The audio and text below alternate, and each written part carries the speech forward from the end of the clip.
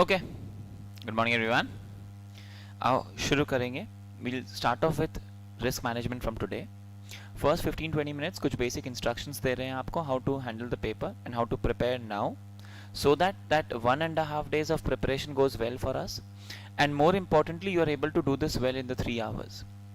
आपको पता होगा 4 hours, आपको पता होगा आपका elective paper is an open book examination. Now the problem that happens with an open book exam is people take it too conveniently with the fact कि sir open book है, हो जाएगा सर, ढूंढ लेंगे, फटाफट हो जाएगा कंफर्टेबली। प्रॉब्लम क्या होता है ना कि भले ही ओपन बुक हो, लेकिन उससे भी ज़्यादा डिफिकल्ट ये होता है कि you have to be able to pick up the lines where this is kept. अगर रीसेंट पेपर्स का ट्रेंड देखें तो it is more of a pure theoretical paper, more of a theoretical paper with MCQs. तो MCQs का heavy weightage होने से scoring हो जाता है, लेकिन न्यूमेरिकल्स हार्डली होते हैं, हार्डली मतलब कुछ कुछ छोटे छोटे पॉकेट्स ऑफ टॉपिक्स है जिसपे न्यूमेरिकल्स बन सकता है। Otherwise it's a theoretical paper, it's a pure theoretical paper with pockets of practicals, जैसे ITSM EISSM होता था विद फ्लो चार्ट्स। ये समझिएगा कि कोई भी इलेक्टिव पेपर अगर आप टेकअप कर रहे हो तो इलेक्टिव पेपर पढ़ते टाइम ऑब्वियसली सबसे पहली चीज आपको सिर्फ और सिर्फ इंस्टीट्यूट के मैथ से पढ़ना है और कहीं से नहीं पढ़ना है। इंस्टीट्यूट मैथ का अगर एक समराइज्ड वर्जन भी अवेलेबल हो तो उससे भी नहीं पढ़ना है, क्योंकि इंस्टीट्यूट का इंटर लेवल पे, फाइनल लेवल पे जितने भी MCQ पेपर्स हैं उनमें उनका एक ट्रेंड है, एक हैबिट है। वो क्या करते हैं, एक लाइन कहीं से भी उठाकर दे देंगे, एक पैराग्राफ का एक लाइन, और आपको बोलेंगे इस लाइन के बेसिस पे आपको 4 ऑप्शन दे दिया जाएगा and you have to tell me which is the right option. No, it is very critical for me to be able to identify those lines. The problem starts happening if I'm studying from 2 different places. Even if I use for revision a different book, तो एक pictorial image नहीं बनता mind में। अगर आप एक ही जगह से 4 बार पढ़ते हो तो उसका एक पिक्टोरियल इमेज माइंड में सेट होता है। मेरे को एक विजुअल्स रहते हैं कि ये टॉपिक कौन से पेज में कहां पर प्लेस्ड है, और ऑटोमेटिकली याद आता है, सर एक बार लेफ्ट पेज में था, बॉटम में था, सर याद आ रहा है, and you are able to flip and find it out. वही अगर 2-3 जगह से पढ़ते हैं ना तो वो इमेज धुंधला हो जाता है, you not able to recall in the exams. वो ओपन बुक होते हुए भी कई बार 5-10 मिनट एक्स्ट्रा लग जाता है, and that is very critical for this paper. तो पढ़ना सिर्फ और सिर्फ इंस्टीट्यूट के मैथ से। इंस्टीट्यूट के मैथ को जैसे हम हर अपने थ्योरी पेपर के लिए करते हैं, हर थ्योरी पेपर में मेरा ये मानना है कि अगर आप इंस्टीट्यूट के मैथ को 4 बार पढ़ रहे हो, 4 बार, there is nothing that stops you from scoring well, and this is a scoring paper. If you will see the trends online, it's all available through facts. Majority people, majority by a fair margin, are selecting risk management as a paper, and the people who are selecting risk management, a large chunk are able to score an exemption easily, and a lot of people every term with even average effort are able to score 70 plus. I'm not saying 80s 90s, but 70 plus easily आ रहा है लोगों का, not because let's say मेरा या X Y या Z का कुछ लेना देना, इट्स जस्ट बिकॉज पेपर एक रिलेटिवली इजी है। दूसरा, MCQs वगैरह आने से स्कोर करना इजी हो जाता है, लेकिन एफर्ट इसमें भी लगेगा। MCQ पेपर्स को हैंडल करने का सबसे सिंपल तरीका होता है, how do you narrow down and solve the MCQ। You should know, it should be like chapter, topic, para, line, and then I am able to take my MCQ। So ideally question को सुनते ही, देखते ही मेरे को सबसे पहले उसका chapter click होना चाहिए। It should be very clear कि कौन सा चैप्टर का है, कौन सा टॉपिक का है। Once I know the chapter and topic without looking into the book, I should know the chapter and topic, and then I open the book and quickly look into that topic. उसका 2 या 4 paragraph जो होगा उसमें ढूंढ के वो line देखा, उसके बेसिस पे आंसर किया। But chapter and topic you have to be able to pick without looking into the books. That is the level of preparation that is required. कि टॉपिक को देखते ही मुझे ये क्लियर होना चाहिए कि ये टॉपिक कौन से, ये लाइन कौन से टॉपिक, कौन से चैप्टर का है, जो सिर्फ तब आएगा अगर कॉन्सेप्चुअल क्लैरिटीज हो। हर एक चैप्टर, इनफैक्ट कई बार ऐसा भी होगा एक टॉपिक 2 चैप्टर में कवर होंगे। There will be some overlapping discussions also where the same topic gets discussed twice, maybe with respect to one context and again with respect to another context. So when there are similar topics in different chapters, the book will give you a hint. There will be some keyword in that sentence that tells you कि ये इस chapter वाला topic का है या ये इस chapter वाला topic का है. You have to be able to pick it out. अब हम अगर रिस्क का बात करें, ये रिस्क मैनेजमेंट तो सब्जेक्ट ही है सर, हर जगह हम लोग रिस्क का बात करेंगे, अलग अलग टाइप का रिस्क मैनेजमेंट का बात करेंगे, अलग अलग टाइप के रिस्क का बात करेंगे, भर भर के बात करने वाले हैं. That's all that we will keep discussing. लेकिन what kind, what area, there are specific chapters for specific types of risk that we will discuss. So pick those lines, pick the chapter and the topic comfortably. इसलिए पढ़ते time ये ध्यान रखना है कि आपको chapter topic comfortable हो. Chapter topic comfortable है, उसके बाद आप इजीली एमसीक्यूज हैंडल कर पाओगे. डिस्क्रिप्टिव क्वेश्चंस जितना अब देख रहे हैं करंट ट्रेंड्स में, पहले तो बड़े बड़े 15 मार्क के भी क्वेश्चंस आए हुए हैं, ठीक है ना, 15-20 मार्क सिंगल क्वेश्चंस भी इलेक्टिव पेपर्स के पेपर में. लेकिन अब ट्रेंड ये है कि 3-4 क्वेश्चन आ रहा है 5 mark 7 mark, 5 mark 7 mark, 6 mark. That's how the trend is. Descriptive questions जो आ रहे हैं, एमसीक्यूज जो आ रहे हैं, ऑब्वियसली एमसीक्यूज है 5x2, 5 एमसीक्यू 2-2 मार्क, ठीक है ना. तो 5x2 इज द एमसीक्यूज. और उसके बाद हर एक, जैसे अपने लिए 5 केस स्टडीज दे दिया, तो हर एक केस स्टडी के अंदर 5x2 एमसीक्यूज वगैरह हो गया 3-4. तो 30, 40, 50 मार्क्स एमसीक्यूज में निकलेगा. उसके रिमेनिंग के अंदर डिस्क्रिप्टिव क्वेश्चंस है. डिस्क्रिप्टिव में भी 5 मार्क, 6 मार्क, 7 मार्क, 4 मार्क. तो 15-20 मार्क वाले ट्रेंड करंट पेपर में नहीं है. तो ऑब्वियसली ऐसा नहीं है कि एक पेपर को देख के हम लोग उसको एक पैटर्न मान सकते हैं. पास्ट में हुआ भी टोटल पास्ट इसका 4 टर्म का है सर, ठीक है ना. तो कहीं ना कहीं लेकिन जो करंट समझ में आ रहा है कि they are more incline towards keeping more number of questions and average number of marks. क्योंकि 20 मार्क का क्वेश्चन करते हैं तो सर वो बीकॉम का क्वेश्चन बन जाता है, ठीक है ना. फिर सर पन्ने पे क्वेश्चन आ जाता है rather than on the content. तो इसीलिए इंस्टीट्यूट ने वापस उसको क्या किया है, मार्क्स को थोड़ा कम करके डाइवर्स क्वेश्चंस पूछना शुरू किया, which is I think good.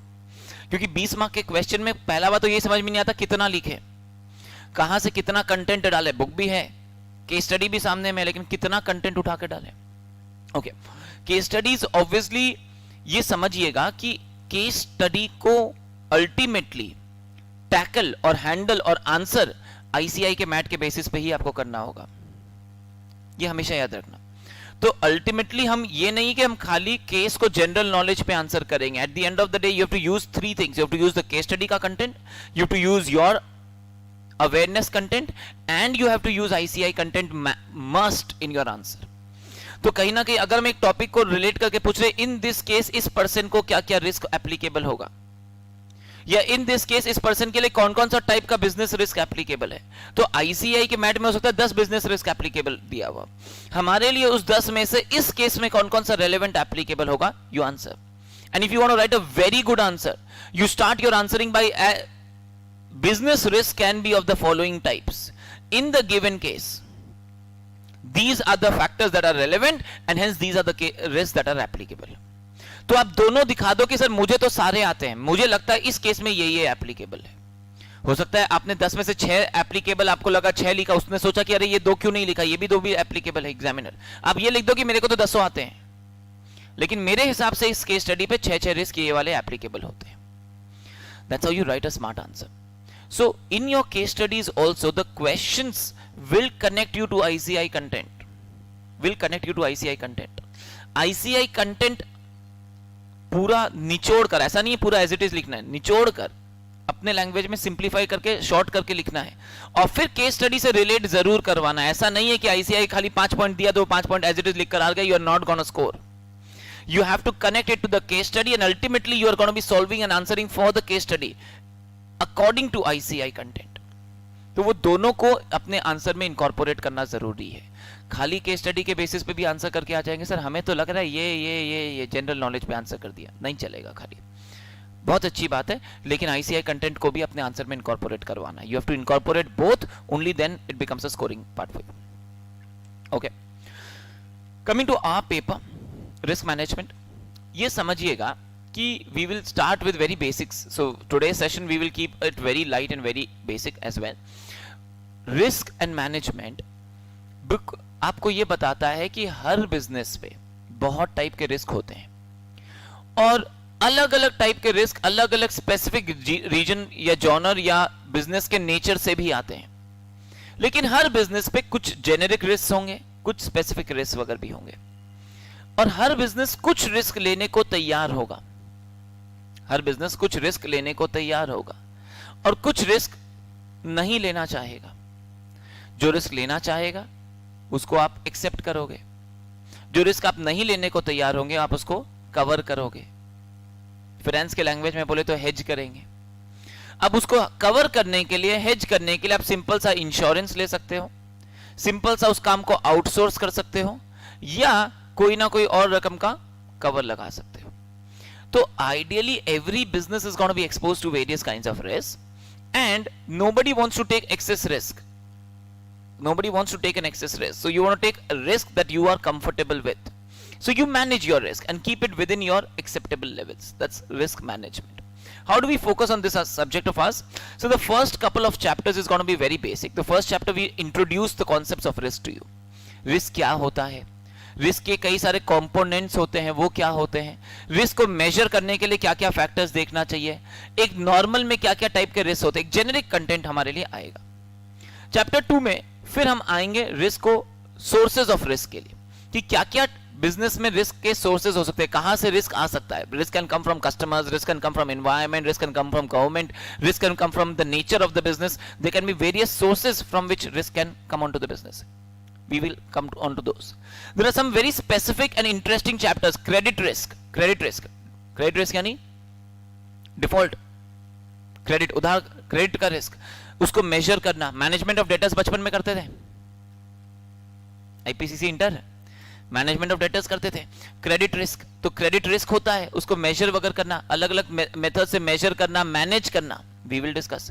Corporate governance, ये वर्ड सुना है आपने लाइफ में? वेरी गुड, फंस गए. क्या होता है?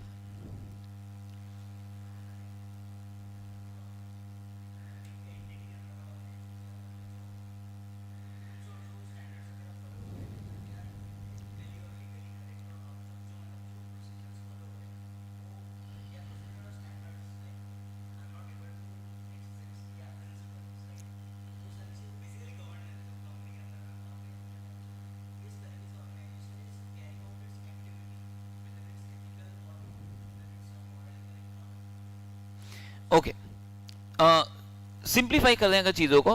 गवर्नेंस का मतलब होता है मैनेजमेंट. गवर्नेंस का मतलब होता है मैनेजमेंट. कॉर्पोरेट यानी कंपनी, एंटिटी. कॉर्पोरेट गवर्नेंस यानी बिजनेस को मैनेज करना. तो बिजनेस को मैनेज करने के लिए जो भी rules, policies, guidelines, practices, standards, जितना भी सिनोनिम्स यूज कर लो, ये जितने भी कंपनी में हम लगा रहे हैं, जिसके थ्रू कंपनी में ट्रांसपेरेंसी हो, कंपनी के अंदर compliance of laws and regulations हो, ट्रांसपेरेंसी हो, compliance of laws and regulations हो, और सारी चीजें एथिकली, मॉरली हो, फ्रॉड एरर्स नहीं हो, ये कॉर्पोरेट गवर्नेंस का ऑब्जेक्टिव होता है. ठीक है ना?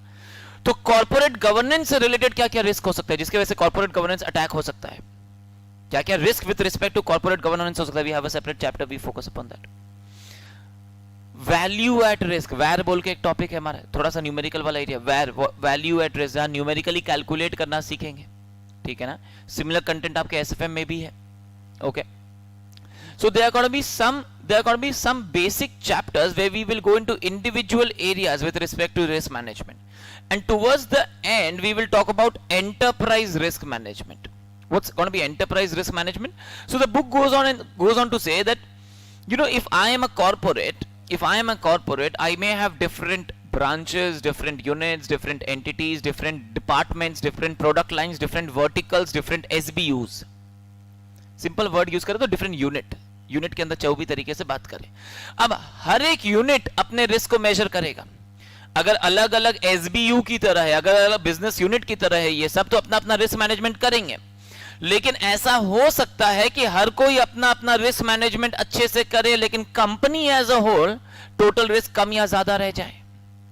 हो सकता है कोई रिस्क इंडिविजुअली इंपॉर्टेंट नहीं था, लेकिन कलेक्टिवली ज्यादा इंपॉर्टेंट हो गया.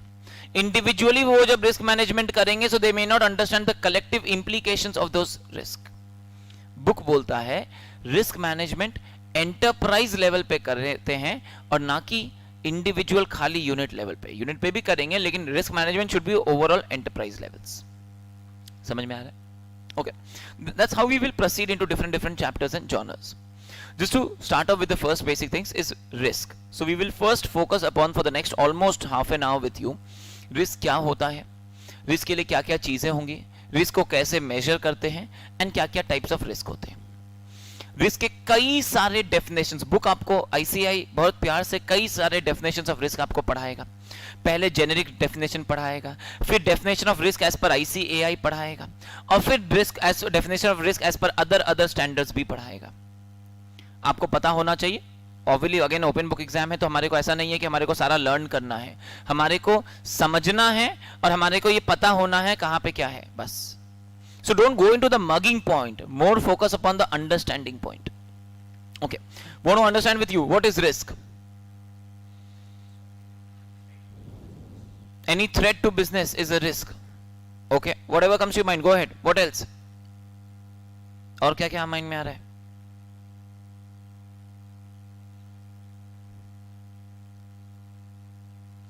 बोलो बोलो everyone.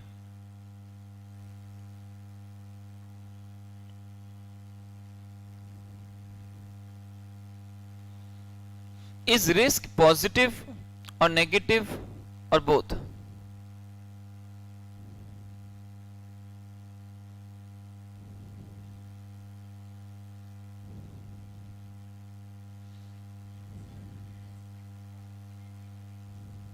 Result of the risk can be positive or negative, both. Okay, I'm just asking. Okay, yeah, whatever comes to your mind, everyone. Okay. Is risk equal to loss? Sir, if risk was equal to loss, then high risk would mean high loss. But finance की दुनिया में तो बचपन से सीखा है sir, जब से फाइनेंस वर्ड सीखा है, हाई रिस्क हाई रिटर्न। तो risk is not equal to loss. Risk is the possibility or the probability of loss happening. The possibility of loss happening is risk. The probability of that happening, something.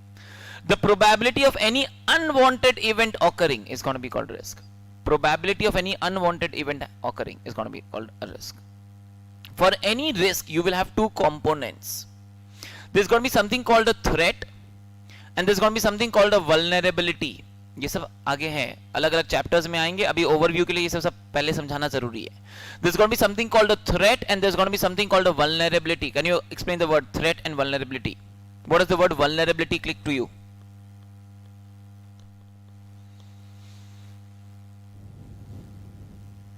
बोलो बोलो, tell. Vulnerability सुना है? Comes from the word vulnerable. Exposure.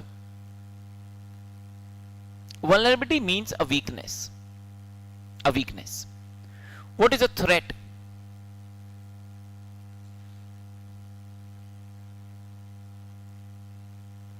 Threat is going to be any action or event that can exploit the weakness. Any action or event that can exploit the weakness. Any agent that can exploit the weakness. For example, अगर मैं अपने business में cash box खुला रखूं, it's a vulnerability, it's a weakness. मैं रखता नहीं, but example के लिए अगर मैं कैश बॉक्स खुला रखूं, इट्स अ वल्नरेबिलिटी, वीकनेस. लेकिन अगर मेरे सारे इंप्लॉइज इतने ट्रस्टवर्दी है कि किसी के भी मन में ऐसी इच्छाएं नहीं जागती जैसा आप सोच रहे हैं, तो क्या दिक्कत है? रामराज है. And on the contrary, if let's say I am constantly surrounded by thieves, चारों ओर चोरों से घिरे हुए हैं हम सर, लेकिन हमने इतना स्ट्रॉन्ग कंट्रोल्स लगाया है कि पत्ता भी नहीं हिल सकता मेरी मर्जी के बिना, तो भी there's no problem at all. But जहां एक वीकनेस होगा मेरे सिस्टम्स एंड कंट्रोल्स में, and if I am attacked by a threat, then I can have losses and exposures. हम ये समझाना चाह रहे हैं रिस्क के लिए दो चीजें हैं और दोनों जरूरी है, एक वल्नरेबिलिटी और एक threat. Vulnerability is a weakness, threat is a agent that can exploit that weakness. लेकिन अगर वीकनेस है, कोई थ्रेट नहीं है, तो भी कोई लॉस नहीं होगा. अगर थ्रेट है लेकिन कोई वल्नरेबिलिटी नहीं है, तो भी कोई लॉस नहीं होगा. For any risk to materialize you need to have a threat and a vulnerability. दोनों होगा तो ये होने का chances is going to be called a risk. Are you with me? Yes. For example, if I have a very weak immune system, if I have a very weak immune system, but if I keep myself protected against all harmful bacteria and viruses, I will not fall sick. On the contrary, if I have a very strong immune system and if I'm attacked by harmful bacteria and viruses, I will still not fall sick. But if there's a weakness in my immune system and if I'm attacked by harmful bacteria and viruses, then I will catch cough, cold, flu, influenza, etc., etc. For any risk to materialize, you need to have both the things. You need to have a threat and you need to have a vulnerability.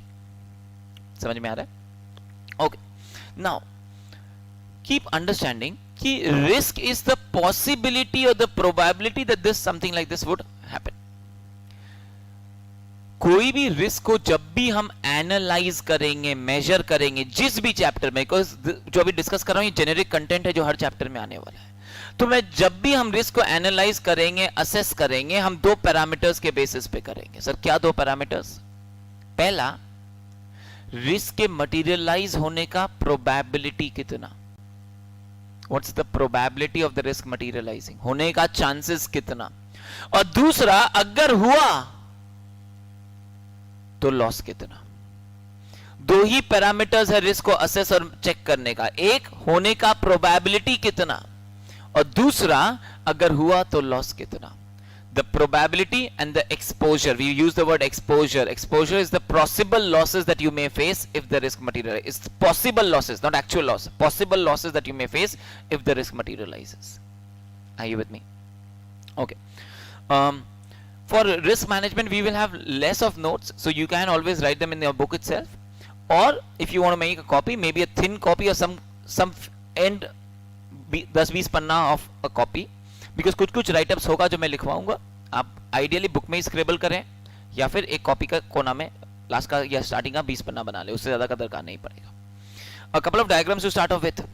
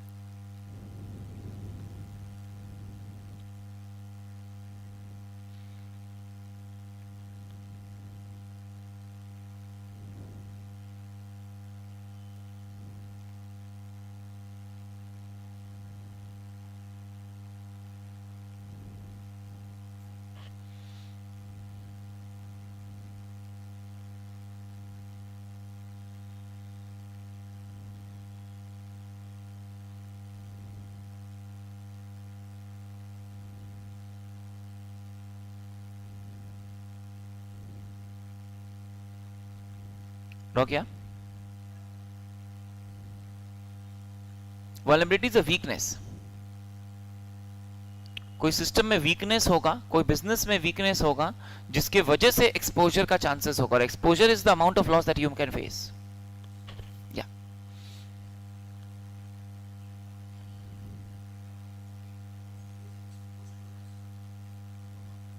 नहीं, जैसे अपने forex में भी बोलते हैं कि exposures, transaction exposure, translation exposure.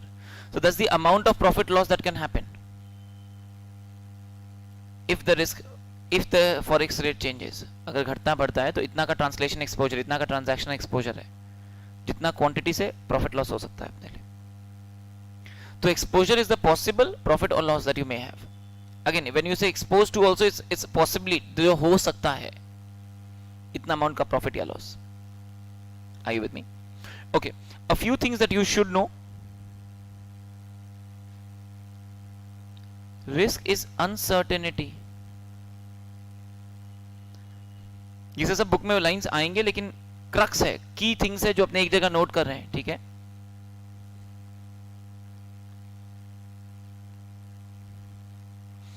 Risk may have जो अभी तक डिस्कस किया उसी में से निकाल रहे हैं. पॉजिटिव और negative consequences, that is, it may be an opportunity or a threat.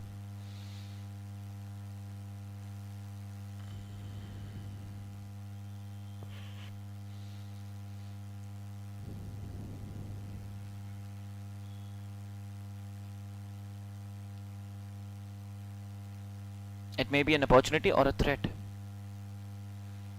Risk is measured and analyzed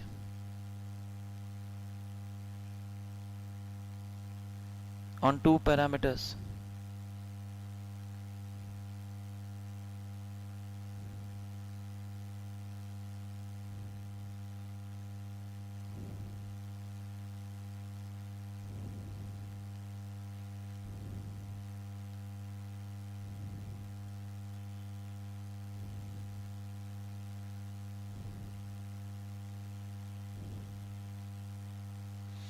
probability, possibility, likelihood, ये वर्ड कई बार अपने यूज करेंगे. Impact, exposure, consequence.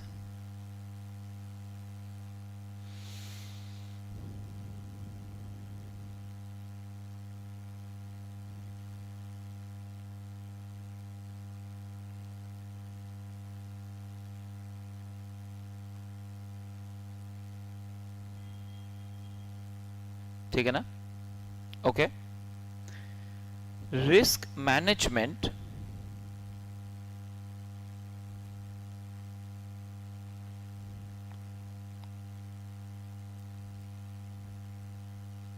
is to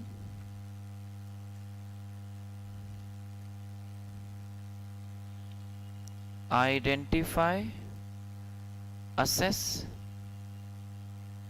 identify and analyze risk and to reduce and maintain risk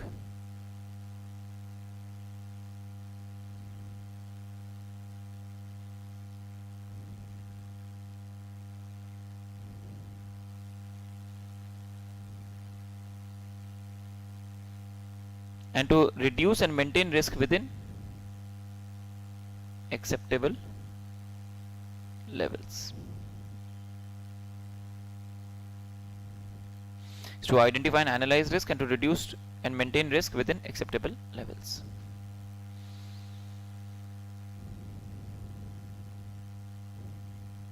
समझ में आ रहा है क्या? इसमें दो वर्ड पे अगर आप ध्यान दो सर, रिड्यूस एंड मेंटेन, इसका इंप्लीकेशन अगर आप समझो,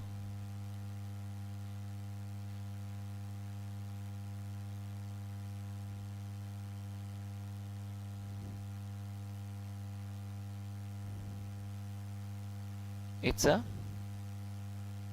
continuous process.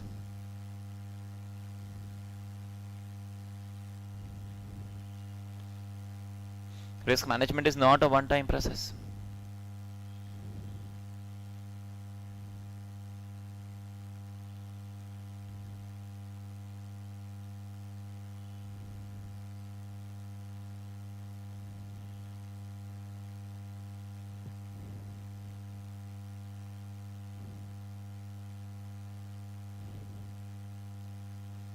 ओके, चलते हैं. बुक में बहुत कुछ डिस्कस करने को है हमारे लिए.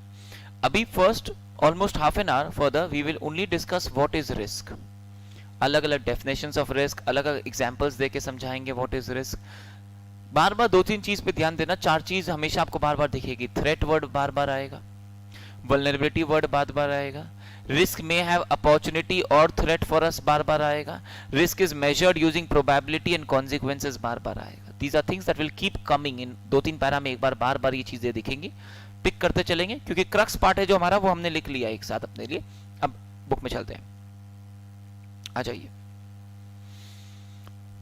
Some basic definitions. Risk derives from the Italian word risco, which means danger और रिस्क का है, which means to dare, or French word for risk. Risk is a choice rather than a fate. Risk and reward are two sides of the same coin.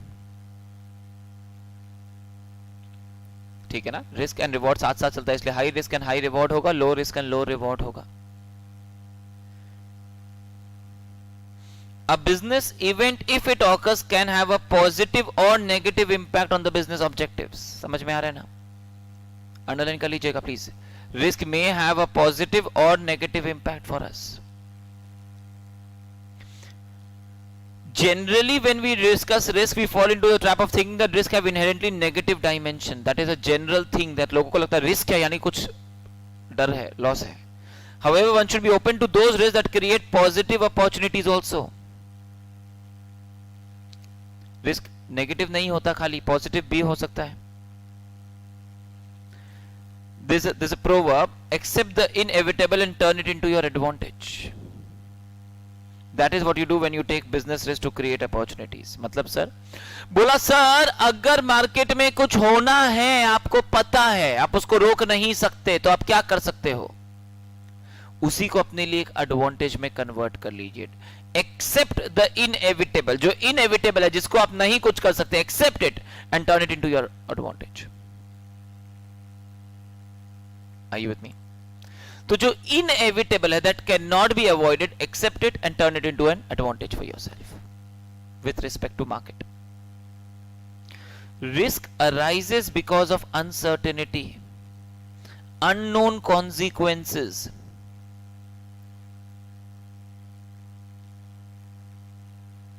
The degree of uncertainty or likelihood of occurrence and the impact of the risk combined together form the magnitude of the risk. दो चीज है, probability, likelihood and impact together make the magnitude of risk. कोई भी risk कितना risky है, ज्यादा risky है या कम रिस्की है, हम जो बोलते हैं वो दो चीज के बेसिस पे होता है, probability and impact.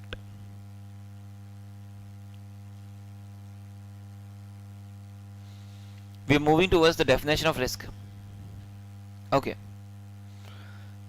Achievement of organizational objectives is clouded by uncertainties that both possess threats as well as opportunities. Risk के वजह से threat भी होगा, risk के वजह से opportunities भी होगा अपने लिए.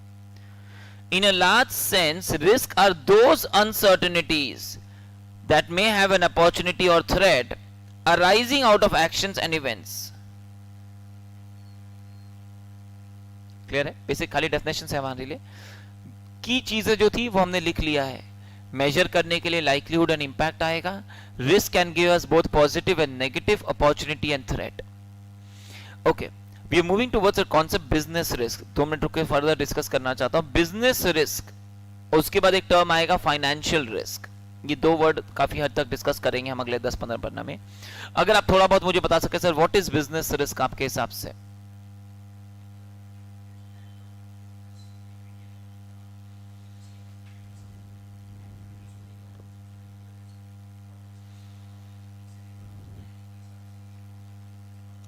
बिजनेस का एक्टिविटीज ठीक से नहीं हो रहा है, प्लानिंग के हिसाब से एक्टिविटीज नहीं हो रहा, उसके वजह से जो लॉसेस का चांसेस है, that is business risk. Okay, anything else? बोलो ना. Risk relating to business is business risk sir. Okay, तो which is also correct obviously. business risk book बोलता है business exists to achieve, अगर हम इंटर से आए, to achieve its vision, mission, goals and objectives. SM. तो बोला कोई भी business exists to achieve its vision and mission, to achieve its goals and objectives. And business risk is any risk, any event that may stop us, prevent us from achieving our objectives. Simple. उसको थोड़ा सा एक polish words में बोल रहे हैं हम लोग कि कुछ गड़बड़ होने का चांसेस, बिजनेस में कुछ गड़बड़ होगा, रुकावट होगा, काम नहीं कर पाएंगे, operations, all this ultimately deals to what? That we are not able to achieve our objectives. So any event, action that may stop us from achieving our objectives in the business, that's going to be called business risk. ठीक है ना? Book बहुत technical words में जाएगा, simple words में जाएगा, बहुत depth में समझाएगा. ICI है, ठीक है ना? We will pick the important lines that we feel, we will read a few lines, mark a few lines, we will keep doing like we are studying. लेकिन concepts पहले है बिजनेस रिस्क. दूसरा एक risk आएगा financial risk. अगर आप बता सके फाइनेंशियल रिस्क, बोलो बोलो.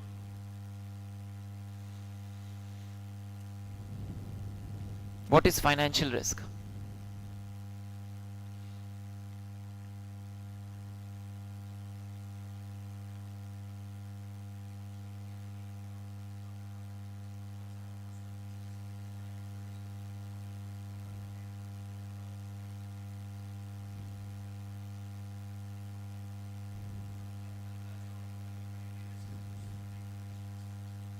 ओके मे बी हम आप जो बोलेंगे हम सब में हाँ बोलेगा. अभी हम खाली आपसे आंसर ले रहे हैं. वर्किंग कैपिटल का रिस्क, सॉल्वेंसी का रिस्क, लिक्विडिटी का रिस्क. इस बार मत बोलना risk with respect to finance. नहीं मतलब और भी कुछ अगर सोच सके. हाँ जी, इंटरेस्ट रेट रिस्क वगैरह. ओके, फाइनेंस को अगर थोड़ा सा साइड में रखे, अगर फाइनेंशियल रिस्क का बात करें हम, तो बोला financial risk is the possibility of facing financial losses. Simple. Financial losses can be in terms of loss of profit और loss of assets. Financial losses कोई भी फाइनेंशियल एसेट या फाइनेंशियल प्रॉफिट का लॉसेस वगैरह होने का chances, that's going to be called financial risk for us. ठीक है ना? तो कई सारे बेसिक टाइप्स ऑफ रिस्क हम लोग डिस्कस करते चलेंगे. अभी बिजनेस रिस्क और फाइनेंस रिस्क पे काफी 3-4 पन्ना हमारे को डिस्कस करना है, इसलिए पहले खाली इतना डिस्कस किया हमने. चलते बुक की तरफ. Business risk first line is the crux part.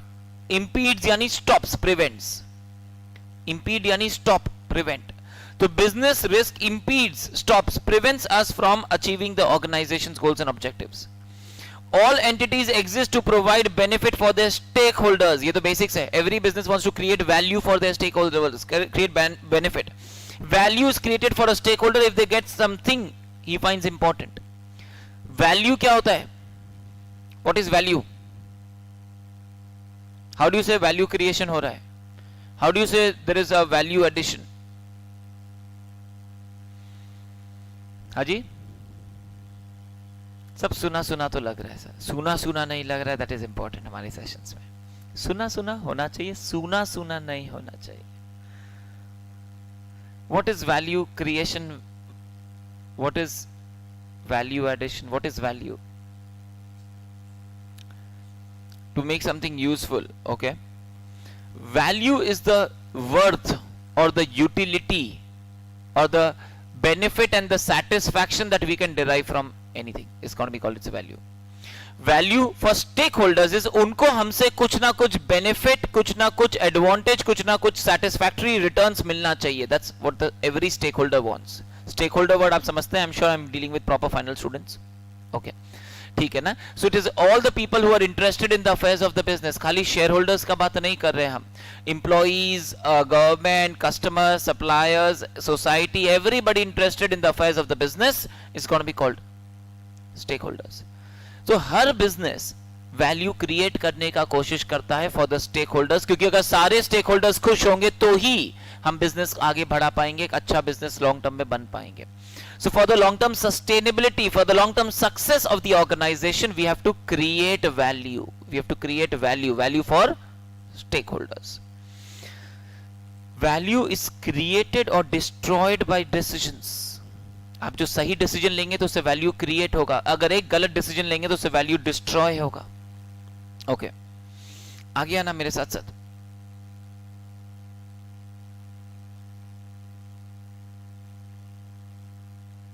Today's business is constantly changing. ये वर्ड आप कई बार इंटर से बचपन से सुनते आ रहे हैं. डायनामिक एनवायरनमेंट होता है, कॉन्स्टेंटली चेंजिंग है. It is unpredictable, volatile, and becoming more complex every day. Goes without saying sir, आज से 20 साल पहले आप अगर आप बड़ों से पूछेंगे बिजनेस करना जितना कन्वीनियंट था, कोई भी बिजनेस, उतना आज नहीं रह गया है. ग्लोबलाइजेशन का इंपैक्ट है, न्यू टेक्नोलॉजीज का इंपैक्ट है, ई कॉमर्स का इंपैक्ट है. Today the world is so heavily connected that it's changing more dynamically, more faster and with a bigger magnitude of change.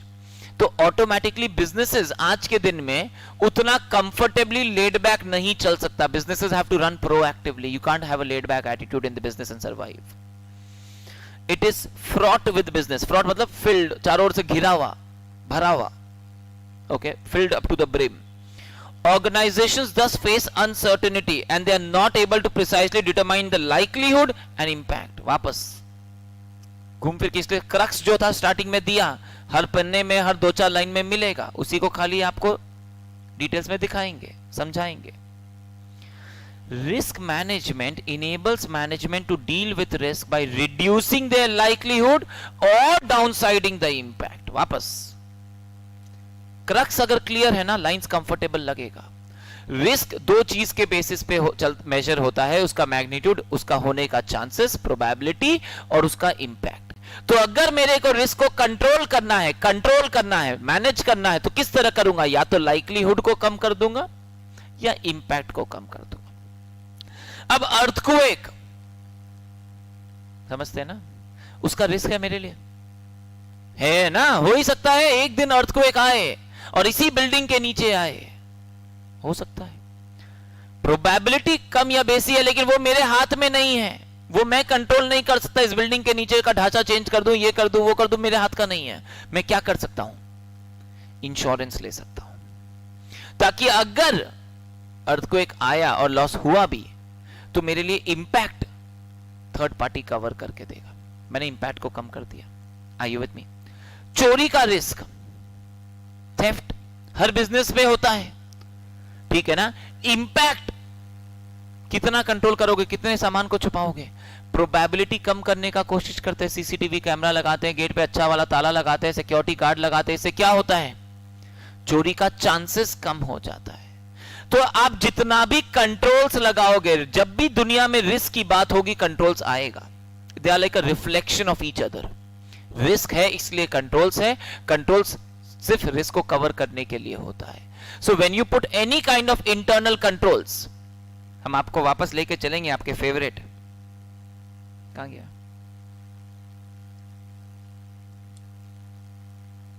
ठीक है ना, तो बचपन से सीख रहे हैं अब. तो बोला sir controls will always come into the picture when we talk about risk because we are putting controls to cover risk. तो आप कंट्रोल्स लगा के करने का क्या कोशिश कर रहे हो सर? या तो लाइक्लीहुड कम करने का कोशिश कर रहे हो या इंपैक्ट कम करने का कोशिश कर रहे हो. Let's keep it simple. Okay, come back. आजा वापस कंटिन्यू करके रीड कर रहे हैं. It aims to protect the value created by the organization but also not only the value created but also its future opportunities.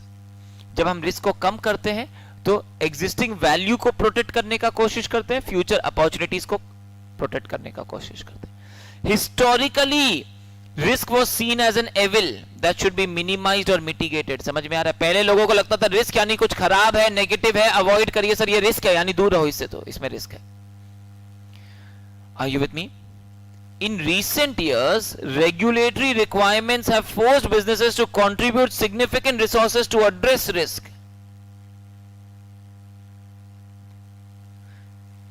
To achieve sustainable success, business have to continuously identify, assess, measure and manage risk. Risk को पहले identify करते हैं कि भाई मेरे company में कितना risk applicable है. 2 रिस्क है, 5 रिस्क है, 50 रिस्क है, 100 रिस्क है. Identify, list the risk. क्या बिजनेस का सारा रिस्क इक्वली इंपॉर्टेंट होता होगा? यस और नो? यस और नो? Obviously no sir. कुछ रिस्क ज्यादा इंपॉर्टेंट होते होंगे, ज्यादा रिस्की होंगे, कुछ रिस्क कम इंपॉर्टेंट होंगे. तो पहले बोलता है आइडेंटिफाई द रिस्क, फिर बोलता है असेस द रिस्क. कितना रिस्क रिस्की है आइडेंटिफाई करेंगे, असेस करेंगे और फिर उसको रिड्यूस करना है, मैनेज करना है, कंट्रोल करना है, मिटिगेट करना है. मिटिगेट यानी रिड्यूस, ठीक है ना. मिटिगेट करना है, मैनेज करना है to achieve the business objectives. ये बड़ा इंटरेस्टिंग एक लाइन कमिंग अप है। बुक बोलता है absence of risk management is like frog in the well syndrome. What is a frog in the well syndrome, पता है आपने? पता है, सुना है?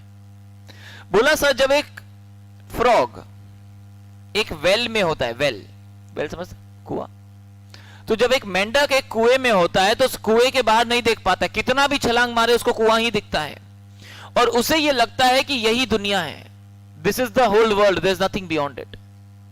जिसमें हमें जिसमें हमें मतलब ऐसा मेंढक को लगता है कि this is the entire world and this is it, we don't have anything else beyond this, यही दुनिया है और मैं इस दुनिया का राजा हूं। Frog in the well syndrome, that this is the world that you find. तो बोला सर क्या होता है ना, वो उतनी सी ही दुनिया में रहकर खुश रहता है कि बस यही है जो है। बोला जब आप रिस्क को मैनेज नहीं कर रहे हो तो आपको लग रहा है कि बस सब ठीक है, यही है, सब ऐसे चल रहा है और ऐसे ही चलता रहेगा, कोई प्रॉब्लम नहीं, हमको क्यों कुछ करने का दरकार है। Frog in the well is a Chinese idiom which means a person views a narrow और close minded person who does not have a vision, जिसका एक नजरिया दूरदृष्टि नहीं है, ठीक है ना, जिसके पास संजय नहीं है, दूरदृष्टि Sanjay Mahabharat. Okay, so ideally you need to be a visionary to be able to foresee, you need to be a visionary to be able to foresee and accordingly plan and take steps in advance, that's risk management. When you do business management, sir बचपन में जब management सीखा था, management was 5 things: planning, organizing, staffing, directing, controlling। पहले staffing आता है,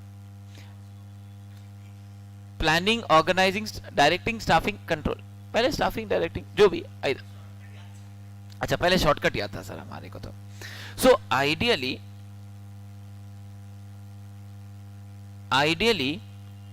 in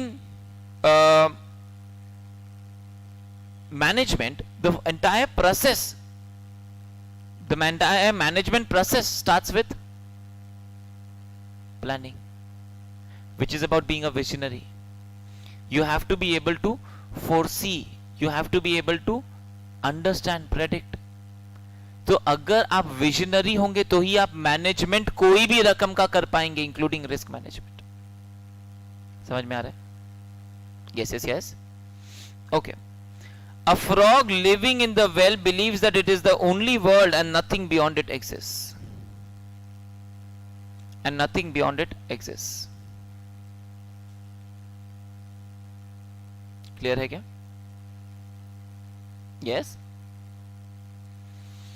okay. फिर book बोलता है a fast evolving business scenario, climatic change, uncertainty about global events, innovations, robotics, automations, कुछ कुछ वर्ड पिक कर रहा हूं आपके लिए, aggressive organizational cultures, are you with me, climate crisis, government, regulators, board, society, terrorist attacks, weather events, global financial crisis, they all represent the extreme risks that are facing society.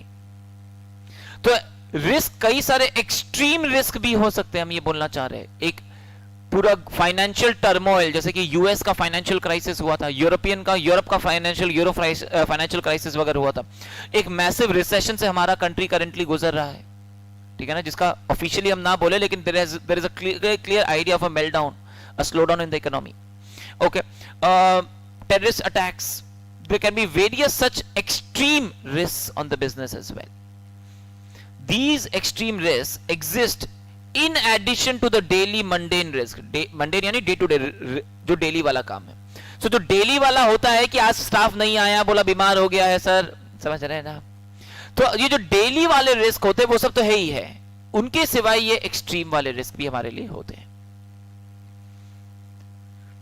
The Oxford English Dictionary defines a risk is a chance or possibility of danger, loss, injury or other adverse consequences. समझ रहा है? Possibility of any adverse consequences. And the definition of risk is exposed to danger. At risk means exposed to danger. Definition of at risk, focus on the word at. At risk means exposed to danger. In this context, risk is negative consequences. In this case, risk is negative consequences. However, taking a risk can also result in a positive outcome.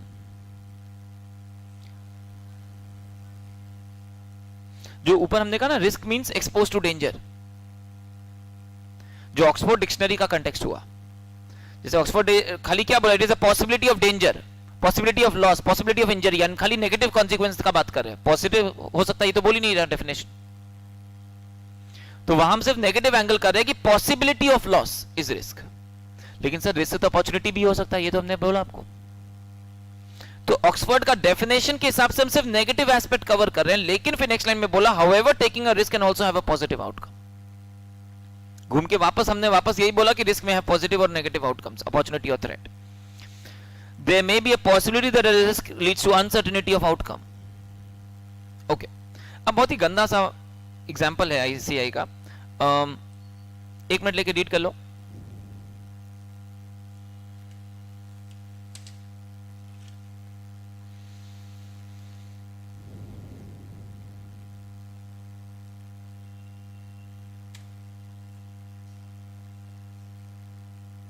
हाँ मतलब बहुत ही stupid सा है।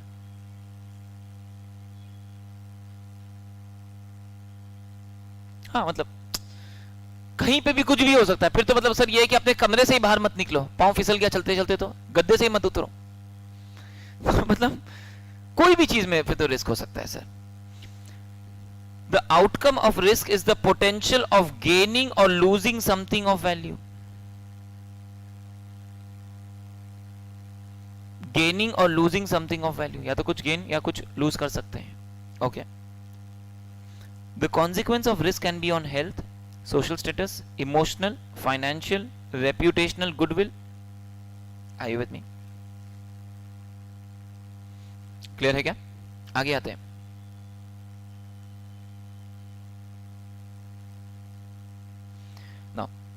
As usual, ICI examples. A fisherman starting a sea voyage on a fishing expedition may result in loss of his life. सी में जा रहे हैं boat पे, वापस आएंगे या नहीं आएंगे, तो सर गाड़ी में भी जा रहे हैं तो भी क्या पता। An infant climbing on a window pane may result in damage or injury. मतलब और कितना कितना नेगेटिव एग्जांपल्स दे सकता है। A corporate launching a new product in the marketplace may result in failure, thereby leading to financial and reputational loss. ये तो खाली negative ही examples दे रहा है। Business dictionary defines risk perception. Perception word का मतलब पता है क्या? बताओ। View point, how do you look at your perception, your view और way of looking at something. It is the belief whether rational or irrational is like a disclaimer कि sir वो सही है या गलत है हम ये नहीं बोल रहे, but business risk perception is a belief held by an individual, group or society about the chance of occurrence of a risk or about the extent of magnitude. वापस दो चीज, रिस्क परसेप्शन यानी आपको क्या लगता है, दो चीज, कितना प्रोबेबिलिटी है, कितना इंपैक्ट हो सकता है। समझ में आया क्या? रिस्क परसेप्शन इज आपका परसेप्शन, आपको क्या लगता है कि कितना प्रोबेबिलिटी है या कितना इंपैक्ट हो सकता है। ओके,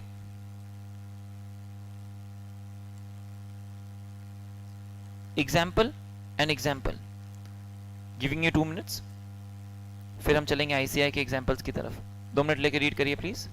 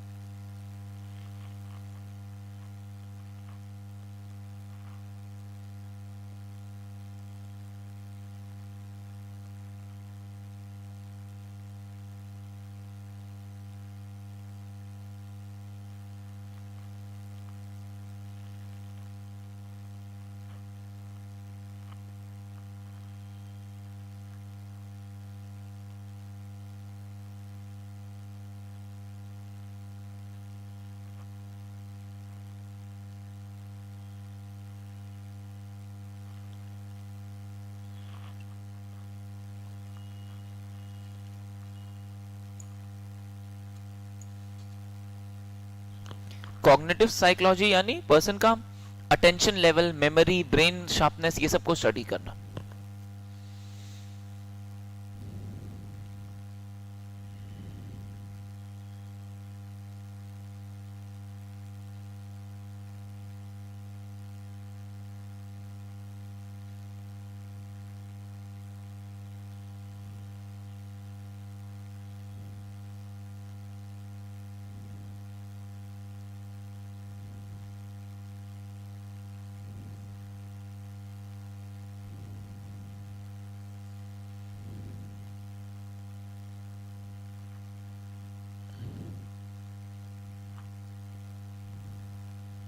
बड़ा examples, a family of fisherman starting a sea voyage.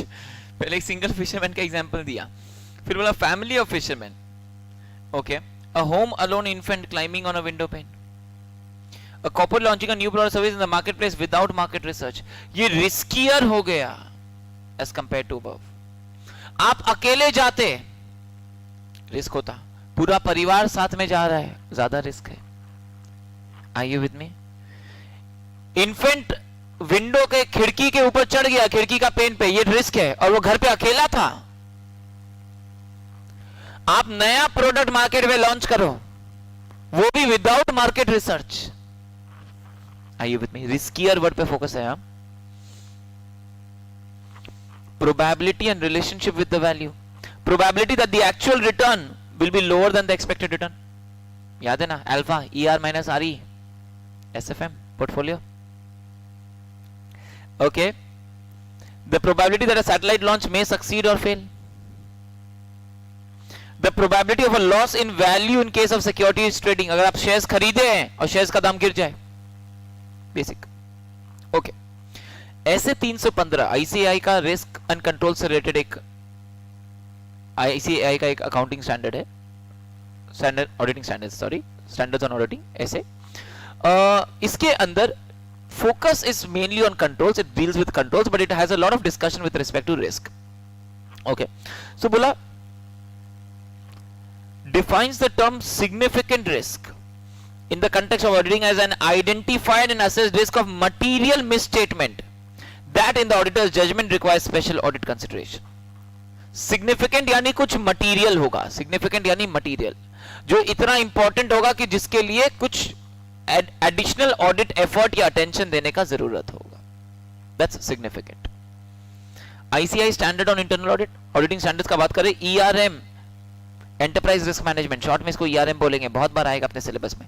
Defines risk is an event which can prevent, hinder and fail to further to achieve, obstruct the enterprise in achieving its objective. Simple, घूम फिर के बात वही था sir, anything that stops us from achieving our objectives is gonna be a business risk वाला risk.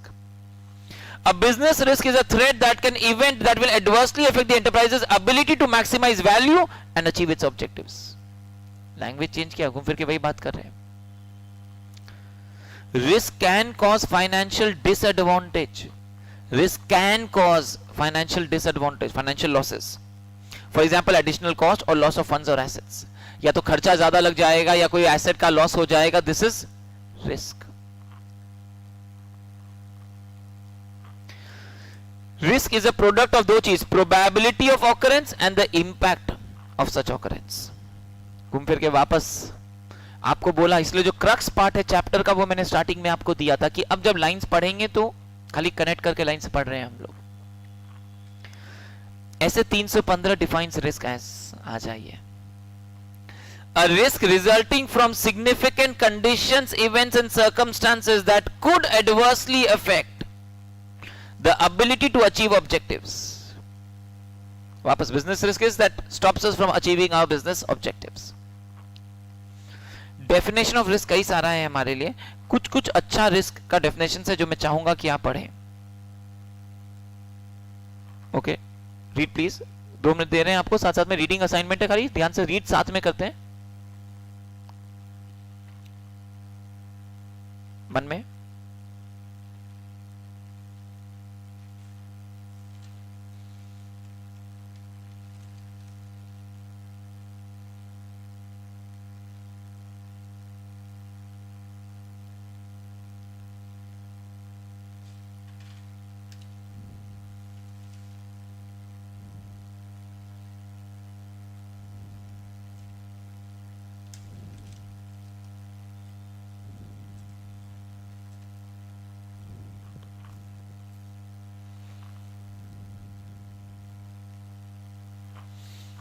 बोला effect of uncertainty on objectives, business risk, effect of uncertainty on objectives. Also, risk is often described as an event or change in circumstances or a consequence. Uncertainty of an event occurring that could result in an impact on the achievement of the objectives. That could have an impact on the achievement of the objectives. Risk is measured in terms of consequence, likelihood. Crux part उठाइए, देखिए बड़ा comfortable लगेगा chapter, कुछ नहीं है sir जो शुरू में लिखवाया उसके बाद रीड कर रहे हैं खाली हम लोग, बाकी बेसिक्स था. Okay, risk is the possibility that an event will occur which will impact the objectives. Sir जितना active voice, passive voice, English voice, जितना वॉइस चेंज करना है वही कर रहे हैं हम घूम फिर के, क्रक्स उतना ही है. Institute of chartered accountants of India ऐसे 315, सबका लिखा तो हमारा भी तो आए, आपका तो पहले बाहर लिख दिया, नहीं फिर से आए टेबल में. आइए पढ़िए, हमारा तो पढ़िए.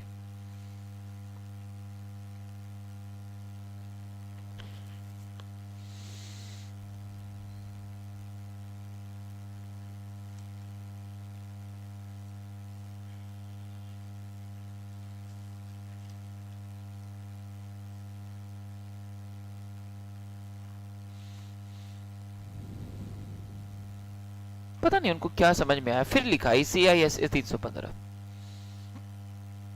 सर मेरा वाला तो 2 बार पढ़ना पड़ेगा आपको, मेरा वाला है सर, मेरा वाला पढ़ लीजिए भाई.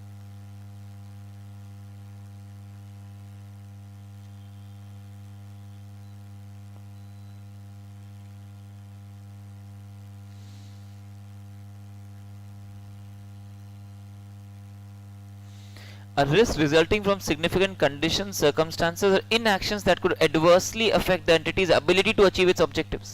Same cheese. Risk is defined as a combination of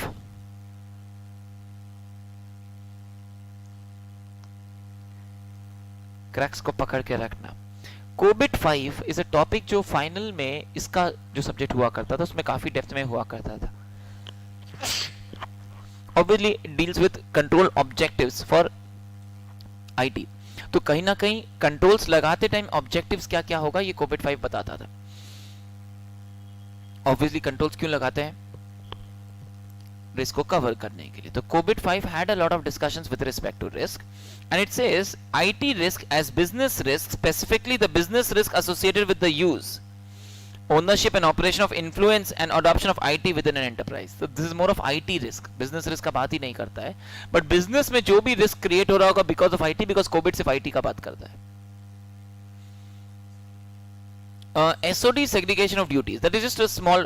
It is not just SOD. SOD can be one point somewhere in COVID, but COVID says कि आपको IT में कुछ additional risk होते हैं और उसको कवर करने के लिए क्या क्या कंट्रोल ऑब्जेक्टिव्स आपको कवर करना चाहिए. बिजनेसेस अलग होंगे, उनका नेचर्स अलग होगा, बट कंट्रोल ऑब्जेक्टिव सबका सेम होगा. तो it gives you a standard list of control objectives irrespective of industry and genre, so that you can have एक चेकलिस्ट की तरह हो जाएगा अपने को कंट्रोल लगाते टाइम. दैट्स व्हाट कोविड डील्स विद. बेसल 2, अब तो बेसल 3 वगैरह आ चुका. Basel 2 is operational risk as the risk resulting from inadequate और failed processes. This includes legal risk but excludes reputational risk. सबका अपना अपना वर्जन ऑफ रिस्क का डेफिनेशन है. आपने सबका पढ़ा.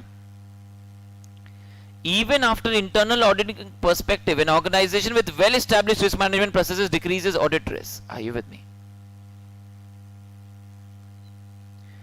अगर रिस्क आप मेजर करोगे तो ऑडिट रिस्क भी कम हो जाएगा. सिंपल सा बात है. 1 minute. What is audit risk?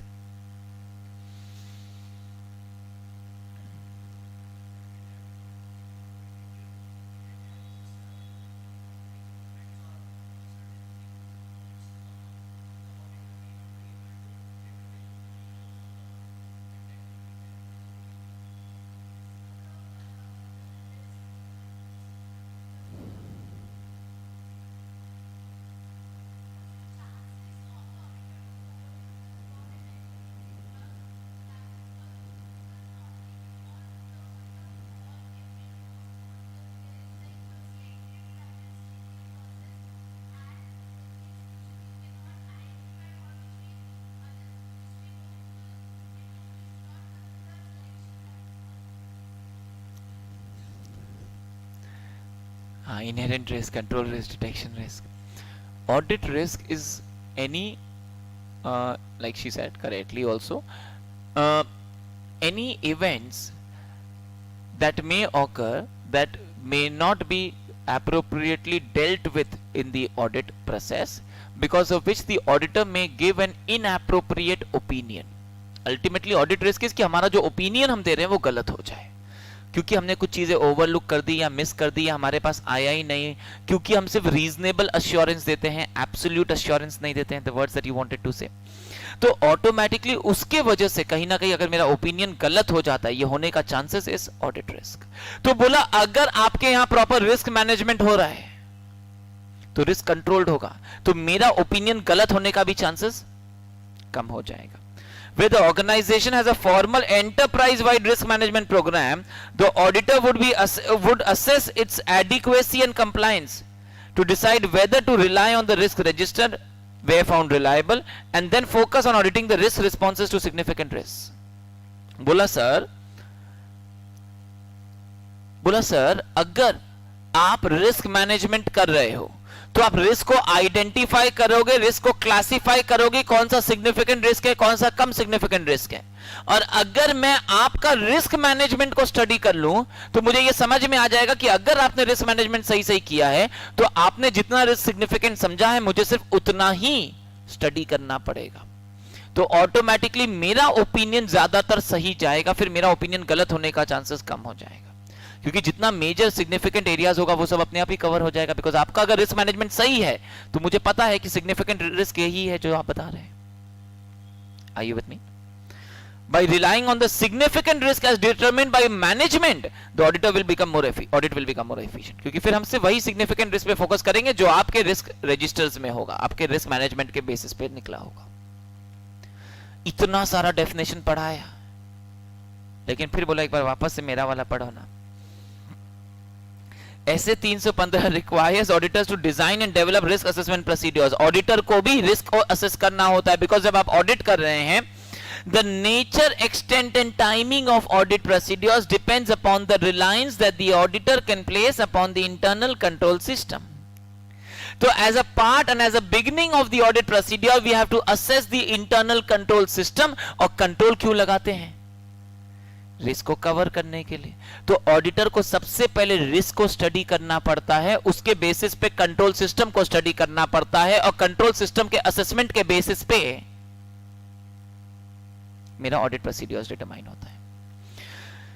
Such risk assessment procedures comprise of the auditor procedures performed to obtain an understanding of the entity. सबसे का पहला काम करते हैं अंडरस्टैंडिंग द एंटिटी. याद है ना ऑडिट प्रोसीड्यूर्स? किया भी होगा कुछ ने, बाकी तो पता नहीं. Performing understanding the entity and its environment. Entity का इंटरनल कंट्रोल सिस्टम को समझते हैं. Identify and assess the risk. Are you with me? Okay. International organisation for standards, इसको शॉर्ट में आईएसओ बोलते हैं, पर इंटरनेशनल आईएसओ में इंटरनेशनल स्टैंडर्ड्स ऑर्गेनाइजेशन नहीं बोलते हैं. International organisation for standardisation defines risk as the effect of uncertainty on objectives. Effect of uncertainty on objectives. In this definition, uncertainty includes events that may or may not happen. It includes both a negative and positive impact on objectives. घूम फिर के वापस आ गया same बात पे. This definition was developed by an international committee of over 30 countries. तो काफी high level of research के बाद एक डेफिनेशन बना है. Risk is the effect of uncertainty on objectives. Are you with me? अभी तक सिर्फ डिस्कशन हम कर रहे थे what is risk and what is business risk. खाली डेफिनेशंस पे फोकस किया है आपके साथ. क्रक्स पार्ट जितना है वो स्टार्टिंग में आपके मिल चुका है. Moving on to the next risk जो हम बात कर रहे हैं. डिस्कस करते टाइम ये सब कर चुके हैं, इसलिए अब रीड एंड राइट मोड में हम खाली. मेरी क्लासेस दो अलग अलग मोड में चलती है. पहला is discussion mode. Discussion mode में आपको क्रक्स समझाएंगे, रेलेवेंट होगा लिखवाएंगे, बट वी डिस्कस. फिर है रीड एंड राइट मोड, जहां सिर्फ बुक में रीड एंड राइट करते चलेंगे. जैसे आपका गुड नाइट आता है active mode and double active mode में, वैसे हमारी क्लासेस भी आती है. ऑल आउट वाला आता है ना, active mode double active mode. वैसे हमारी क्लासेस भी discussion mode and read and right mode में होती है. ओके, आ गया ना फाइनेंशियल रिस्क में. Nasdaq defines financial. Nasdaq क्या पता है क्या? यूएस का स्टॉक एक्सचेंज, जैसे यहाँ पे सेंसेक्स है, निफ्टी है, यूएस में डाउ जोन्स है, नैस्डैक है. NASDAQ defines financial risk as the risk that the cash flow of an issuer will not be adequate to meet the financial obligations. That you have a financial shortfall, insolvency वाला चीज, liquidity crunch, referred to as the additional risk because of use of debt and equity. अगर आपको याद हो financial leverage, क्या छोड़ो, बोला sir financial leverage का डेफिनेशन होता था it is the additional risk created because of use of debt in the business. अगर एक ऑल इक्विटी बिजनेस है तो उसमें फाइनेंशियल रिस्क जीरो होता है. अगर आप प्रेफ डेट कोई भी फिक्स्ड रिटर्न इंस्ट्रूमेंट्स अपने बैलेंस शीट में कैपिटल में यूज करते हैं तो वो फिक्स्ड रिटर्न वालों को फिक्स देना पड़ेगा चाहे प्रॉफिट कमाए या नहीं कमाए. उसके वजह से जो एडिशनल रिस्क क्रिएट होता है उसको हम बोलते हैं financial risk. Are you with me? And generic terms, financial risk is the possibility that the investment return will be different from the historical or expected return. That the actual return may be different from the expected return, ER minus RE alpha. Are you with me? क्या चीज? नहीं चाहिए? Okay. Financial risk complete करते पहले. It is the possibility that the actual return may deviate from the expected returns and also takes into account the magnitude of the difference. Obviously, वापस दो word मिलेगा देखो ऊपर, possibility and magnitude. Pick. First line में मिलेगा possibility of the difference and the magnitude of the difference. Risk के अंदर दो चीज आएगा सर, होने का probability, होने का impact. Okay, आ गया ना? For example, a US Treasury bond is considered to be one of the safest investments. A US Treasury bond is one of the safest investments in comparison to an investment of speculative grade corporate bond. Speculative grade corporate bond. Corporate और Treasury में क्या फर्क होता है आपको पता है? Treasury यानी by the government है, Corporate यानी by a company है. कौन सा किसमें रिस्क कम होगा? Obviously रिस्क गवर्नमेंट वाला में रिस्क कम होगा, कॉर्पोरेट में रिस्क ज्यादा होगा, डिफॉल्ट का रिस्क रहता है. उसमें भी अगर आपने अभी क्रेडिट रेटिंग में नहीं जा रहे बट क्रेडिट रेटिंग के अलग अलग कैटेगरीज होते हैं, AAA, AA, BBB, BB and so onwards. तो अगर कोई स्पेक्युलेटिव लेवल का कॉर्पोरेट बॉन्ड है उसमें रिस्क ज्यादा होगा as compared to a treasury bond. US treasury notes and bonds yield lower rates of return. Obviously risk कम होगा तो रिटर्न भी कम दे रहा होगा. The reason for this is that a corporate is more likely to default on debt than the US government. Because the risk of investing in a corporate bond is higher, the investors are offered a higher rate of return. Wow. Are you with me? Sir, high risk, high return है, low risk, low return है. Okay.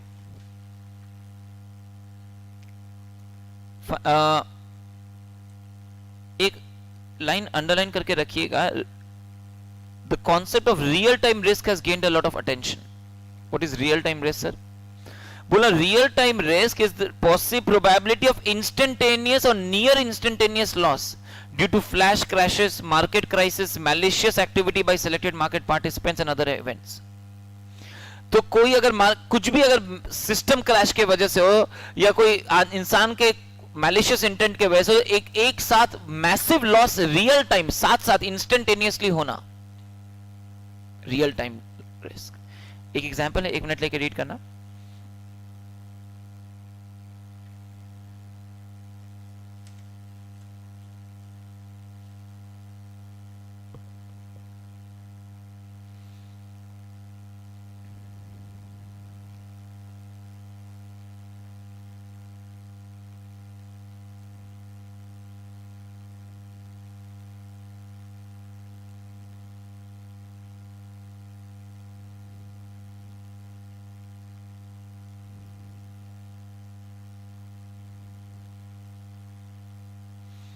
Basel 3 requires real time risk management for bank stability. समझ में आ रहा है? इसीलिए banks में real time stability के लिए रियल टाइम सारा चेकिंग मैचिंग वगैरह होता रहेगा ताकि मैसिव कोई फ्रॉड ना हो जाए. क्लियर हो रहा है? बिजनेस रिस्क, फाइनेंशियल रिस्क वगैरह. ठीक है, आगे कंटिन्यू करेंगे.